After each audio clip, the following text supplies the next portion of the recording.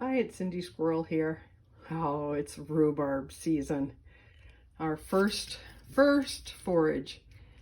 They're not very tall, but oh, they're so beautiful. I'll cut them up and weigh them in. Well, there we go. 18 cups of rhubarb so far.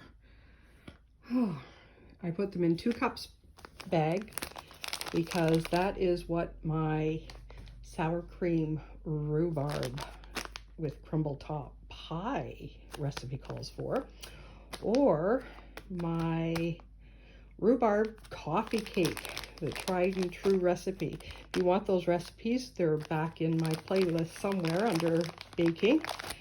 So I didn't weigh the leaves in that because you don't eat the leaves, they're toxic. So we have that 2 pounds. Shall we put one bag on at a time, or should I just pile them all on? Maybe do a few at a time.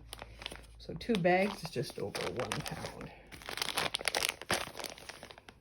How high can I get this before it all falls? Okay, so now is that 7? Yeah, that's 7 ounces.